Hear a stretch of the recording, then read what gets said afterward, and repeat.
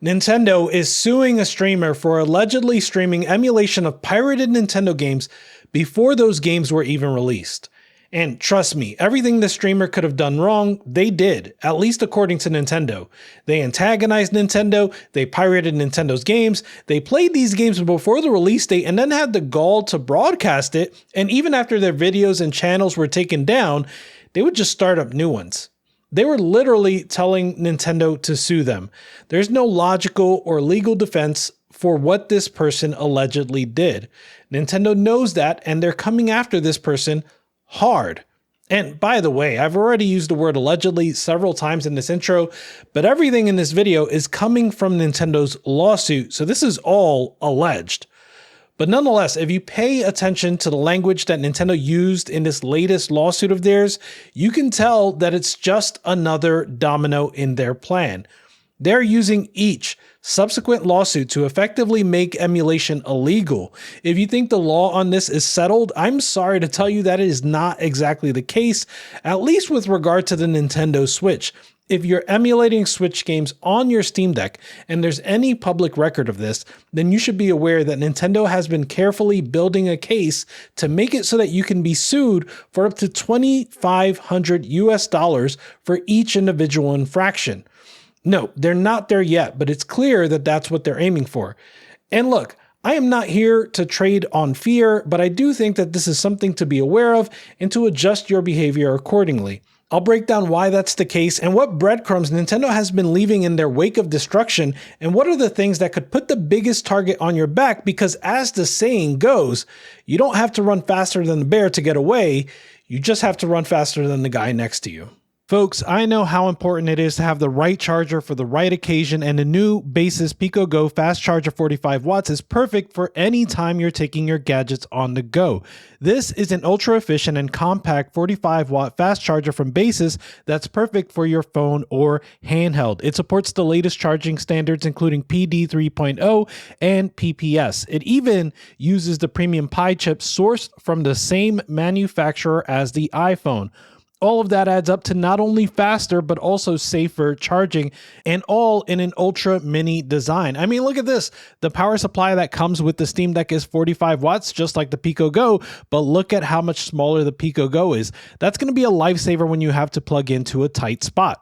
One underappreciated factor when it comes to chargers is quality and safety, and the Picogo 45 watt charger is TÜV Rheinland certified to meet rigorous standards. It protects your devices from overheating, overcharging, short circuits, and more issues for reliable, worry-free charging. So check out the new Baseus Picogo 45 watt charger using my link in the description to get a special discount. As a disclaimer for this video, I should say that I'm not going to be showing any footage from any Nintendo games. Listen, if you know, you know. That is the sort of thing that's going to make me an easy target for Nintendo, so I'm just going to avoid that altogether. That said, I usually take an opportunity like this one to show off indie games that you might be interested in, so today's theme will be games that remind me of other Nintendo games. Titles are in the top right corner, so be sure to show them some love and a wish list if they look interesting to you. Okay, so this lawsuit from Nintendo is pretty different than anything they've done so far. This time, they're suing a streamer named Jesse Keegan, who goes by the name of Every Game Guru. Typically, Nintendo wouldn't go so far as to sue a streamer or a content creator because they would just issue a takedown or a copyright strike, and that would be enough for the creator to back off. Keegan, however, was relentless and essentially poked the bear to no end. He would create new accounts after old ones were taken down, and this dude literally went as far as to email Nintendo and say, "I have 1,000 burner channels. We can do this all day." Maybe I'm being too sympathetic, but I did see a comment on Resetera that said, "It occurs to me the guy might not have anything to actually lose." And I see this behavior and I get the same exact feeling. Like, this dude was chasing a terrible financial ending. This dude was chasing something that would just end terribly in terms of finances.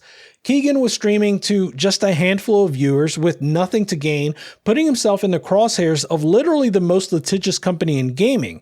Nintendo says that on at least 50 occasions in the last 2 years, Keegan has streamed gameplay footage of pirated copies of at least 10 different Nintendo games, without authorization, all before those titles were released to the public.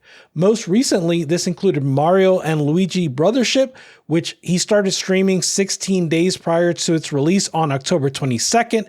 There was also Super Mario Party Jamboree, The Legend of Zelda Echoes of Wisdom, Paper Mario The Thousand Year Door, and Mario vs. Donkey Kong, all releases from this year that he streamed on his channels before they were available for sale. Worse still, he had videos and messages that basically help people to pirate and of course to emulate. He's linked to repos of Nintendo Switch ROMs, he's linked to emulators that had previously been taken down, and he provided links for where to grab prod keys and more. In this lawsuit, Nintendo alleges that linking to circumvention software is trafficking in that software. By linking to the emulators Ryujinx, Yuzu, Suyu, Sudachi, Keegan is providing those emulators to the public, violating Nintendo's rights under 17 US Code Section 1201. So this is about as clear as it gets when it comes to discussing these Nintendo lawsuits that deal with emulation. What Keegan is alleged to have done, there's no ambiguity as to whether it was wrong. So then it's a question of whether or not the punishment fits the crime. For starters, Nintendo is seeking $150,000 for each infringement of copyright. And if you recall, Nintendo claims that there were at least 50 such occasions. That adds up to $7.5 million US dollars. Additionally, they're seeking $2,500 for each act of circumvention. I don't think they ever indicate how many acts of circumvention there are, but it's clear that just the act of emulating, even outside of piracy, is considered a circumvention to Nintendo. Given that Keegan emulated at least 10 different Nintendo games, that would add $25,000 to the total. Overall, we're talking millions of dollars, and what's worse is that this is an individual and not a company or an LLC. When Nintendo sued the developers of Yuzu, Tropic Haze, those two entities settled for $2.4 million, but Tropic Haze is an LLC, which means the individual or the individuals that made up Tropic Haze were not held legally liable. On the other hand, when Nintendo sued Gary Bowser for his connection to an entity named Team Executor, they sued the person, Gary Bowser. This made Gary personally liable when he owed Nintendo a total of $14.5 million. First, there was a federal court order that required him to pay $4.5 million, and separately, he settled with Nintendo for $10 million. So when he couldn't pay these debts, he was charged with fines and jail time. In the case of an LLC being unable to pay the amount, you simply liquidate the company entirely. And obviously companies like Nintendo are going to overstate the damages with the expectation that they'll receive less in a settlement or in a sentence. So this case is likely to settle for a lot less than the $7.5 million we're talking about here. But as we saw with Gary Bowser, Nintendo is not afraid to be harsh. Personally, I just don't think the punishment fits the crime here. I'm not going to sit here and pretend I know what the right number is, but it seems clear that this could change Keegan's life forever, where I would rather this be something that he could make amends for and bounce back from. So what does any of this have to do with you? Like, why should you care about any of this? Well, there are 5 different counts that Nintendo is attempting to charge here. Some of them have to do with piracy, but some of them have to do with just circumventing technological protection measures, or TPMs. And you've probably heard that term before, especially on this channel. This is what you have to be aware of, because in those counts, Nintendo is not saying anything about piracy at all. And they're not even claiming that emulation on its own is illegal. What they're saying is that the only way you could possibly be emulating the Nintendo Switch is by circumventing TPMs. What's more is that they have been successfully building the legal case for this for years on the backs of their other lawsuits. I'll boil this down to 2 important cases for Nintendo, both of which I've already covered. First is the case against Gary Bowser, where Gary pled guilty to circumventing TPMs by being part of a ring that sold tools allowing you to modify your Switch. This win is the foundation for Nintendo being able to say that emulating Switch games is a de facto circumvention of TPM. At the risk of being reductionist, the basic argument is that you need prod keys to emulate. You need to modify your Switch to get prod keys, and there is now precedence that modifying your Switch is circumventing TPM.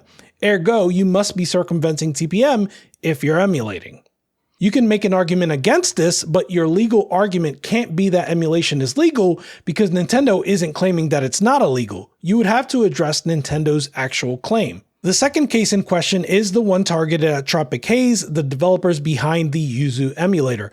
That case was settled, which means that it wouldn't normally be used as legal precedent, but Nintendo named it twice in this lawsuit. So what gives? Well, first, this was an in-court settlement, which included a final judgment as well as a permanent injunction. The judgment states as a finding of fact that Yuzu circumvents TPMs. This now makes it at least potential legal precedent that Yuzu itself violates 17 US Code Section 502 and 1203, and that would make Yuzu illegal to use. Now, there's really only ever been two emulators for the Switch, Yuzu and Ryujinx. In a deal with the creator of Ryujinx, or perhaps even a threat to the creator, Nintendo took possession of all things Ryujinx. That essentially means that by using Ryujinx, you are now using proprietary software. Of course, Nintendo would have the burden to prove that in court, and it would not necessarily be easy because Ryujinx was previously open source, but my point is that just like Yuzu, Nintendo has a few avenues by which they could build a case for Ryujinx being illegal to use. So if both Ryujinx and Yuzu are illegal to use, that means that all forks from those two bases would also be illegal. Therefore, any Switch emulation development at all would have to start from the beginning and still deal with the threat of Nintendo's legal team. Additionally, any individual players like me and you that even use any Switch emulators should be aware of this threat as well. Again, my goal isn't to monger fear, but I think it's important to be aware of the risks here. Is emulating Switch games worth the risk, albeit small, that Nintendo may one day come after you for $2,500 per game? To be fair, maybe the answer is yes. I did say the risk was small, right?